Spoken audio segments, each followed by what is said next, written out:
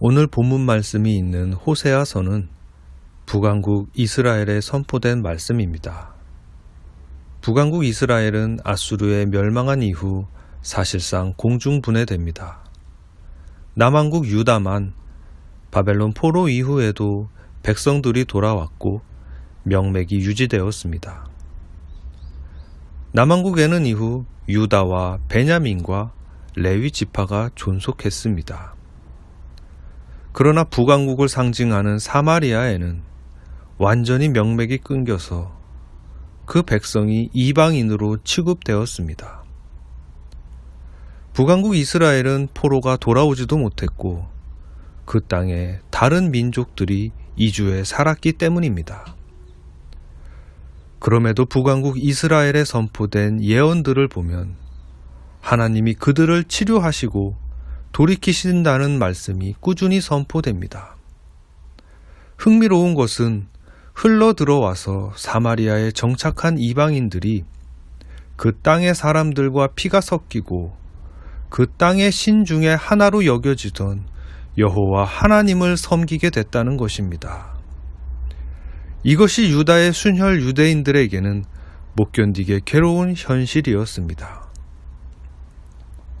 그래서 포로 귀환 이후부터 예수님의 시대까지 이어진 유대인과 사마리아인 사이의 갈등은 복음서의 주요 모티프 중에 하나가 됩니다.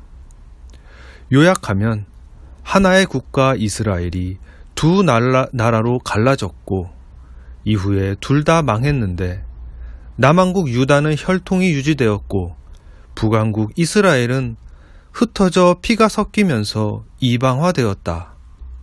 그런데 북왕국에 새롭게 살게 된 사람들이 그 땅에서 하나님을 믿게 되었고 어설프게 율법을 지킴으로 기존의 유대인들의 첨예한 배척을 받았다라는 것입니다. 이것이 북왕국의 수도였던 사마리아의 슬픈 이야기입니다.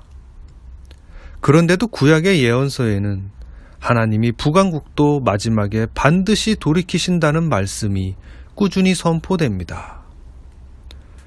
물론 이후 생겨난 사마리아 사람들은 본질상 선민이 아니었습니다.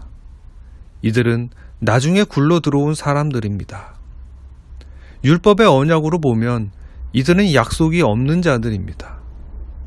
하나님을 아버지라 부를 수 있는 민족은 오직 유대인 뿐이었습니다. 그래서 성전을 재건할 때 이들이 참여하고자 했으나 유다 지도자 스룹바벨이 막았습니다. 그러자 이 사람들이 이번에는 성전 건축을 방해합니다. 이때부터 악연이 시작된 겁니다. 사마리아 사람들은 율법으로 보면 고아와 같은 자들입니다. 결국 성전이 유다 땅에 있으니까 이 사람들이 가지 못하고 아무 산에서나 제사를 드립니다. 나름 야곱의 우물이라고 성스러운 장소도 만들었습니다. 유다 너희는 다윗의 후손이지만 우리는 야곱의 후손이다. 이런 의미였습니다. 유대인들의 입장에선 경악할 일입니다. 유대인들이 볼 때 이들은 아버지도 없고 근본도 없는 짐승과 같은 족속들이었습니다. 그런데 누가 이들을 품죠? 누가 이들을 품습니까? 유다 지파 다윗의 자손이 이 사람들을 품습니다. 예수께서 선한 사마리아인을 말씀하셨습니다. 일부러 이 땅에 올라가기도 하시고 내려오기도 하셨습니다. 부활하신 예수님의 마지막 말씀에 예루살렘과 온 유대와 땅끝 사이에 사마리아가 있었습니다. 예루살렘과 온 유대와 사마리아와 땅끝까지 이르러 내 증인이 되리라.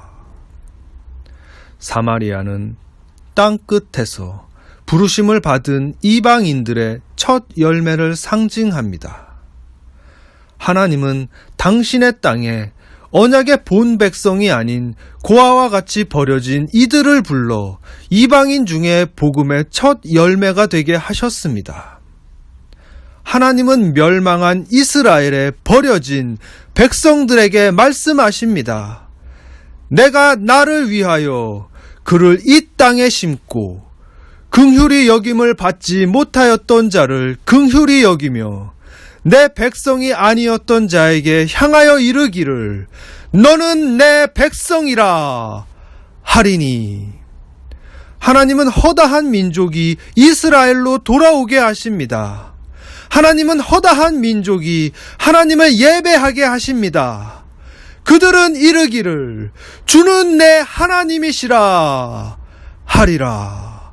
하나님은 복음을 위하여 하나님을 몰랐던 이방인을 구원하여 자기 백성 삼으십니다.